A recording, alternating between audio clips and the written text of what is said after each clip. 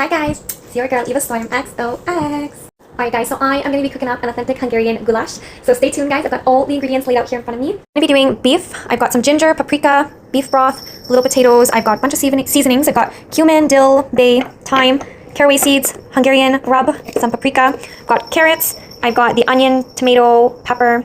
So I am super excited. That's going to be the recipe for today. You can see all of that lined up. I'm going to start prepping. Alright guys, veggies are pre-ready to go. I've got the carrots, the onions, the tomatoes, the peppers, and these little potatoes are already kind of pre-ready to go. I'll just give them a quick rinse before starting. Alright guys, just doing a good helping of butter in there. I'm going to mix it around, put some onions in there, and you're then going to want to brown your onions, okay? So these are going to be browned.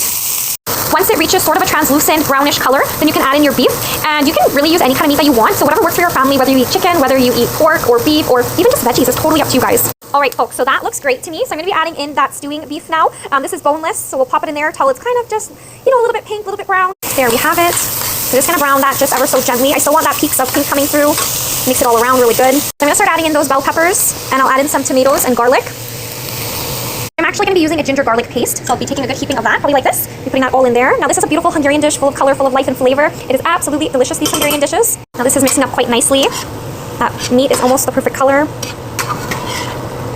So next thing I'm going to be doing, I'm actually going to take this off the heat now because I want to add in this beautiful Hungarian paprika. This is a nice sweet paprika. It is so tasty. We're going to be putting it in here, but if you leave it on the stovetop and you apply it, it can actually cause it to have a bit of a bitter taste, so you don't want it on the stovetop while you're applying it, okay? Alright guys, so I'm going to be using pretty much the rest of the remaining paprika from this older container.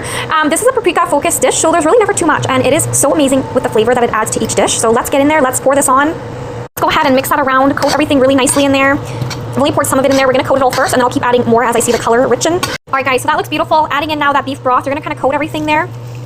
Just going to pour it all in there. Next I'll be adding in some pink salt. We'll do some caraway seeds, and then we'll be doing a little bit of pepper and maybe some of this seasoning as well. Now I brought that back to the heat. I'm going to mix all that up there. You don't want to use a lot of caraway seeds because it adds quite a strong flavor, and you just want a little bit in there. Next thing is adding that bay leaf in there. Now these next seasonings are not necessarily needed, but I like to add a little bit more pizzazz to my stuff, so I'm going to add a tiny bit of sage in there, just a little bit of a sprinkle. And then I'm going to add a tiny bit of thyme. So I'm going to add in this one, a teeny little sprinkle as well. A little bit in there. And then I'm going to add in a tiny bit of that dill there. Then lastly, a little bit of ginger. And then a little bit of cumin seeds. So that'll be my seasonings. I'll probably add in a little bit more broth and probably a little bit more paprika as this starts cooking and the flavors start coming out. I'm going to let this simmer at a kind of like low-medium heat for about 30-40 minutes, and then we'll add in the potatoes and carrots, and then we'll cook it again for another 30-40 minutes, okay? Alright guys, and I do not have a lid big enough for this pan here, so I'm going to be using this. It's actually like a bread pan pizza tray, but I'll be putting it over top of this in order to help it steam, keep that heat in, make everything nice and tender. Sort of like that. I'm going to go in and just cover this other side a tiny bit there as well. Well, I ran out of tin foil, so whoop-de-doo guys, this is going to just have to do the job. Okay, I'm going to be placing that to about 30 minutes, and then I'll check on it again. Guys, this have been bubbling away. I'm going to get some tongs because this gets freaking hot. Alright, so we're going to lift this up, and we are going to add in the potatoes and carrots. I'm going to be pouring these in here. And then we're going to be throwing in a bunch of these little potatoes. I'm just going to keep them whole. Normally I would chop a whole bunch up, but you know what? Your girl want to do it this way, so let's get to it. So this is looking fire, guys. I'm going to add in a little bit more of that broth here. I'm going to fix one potato here because this one doesn't look pretty enough for me. So adding in more broth. Alright guys, I'm going to add in probably half of this, and then I'm going to cover it again and let it simmer for another 30-40 minutes. Should be pretty good for now. I think now is the perfect time to add in the rest of this paprika here. So there you guys have it. We're going to let this simmer again for a little while.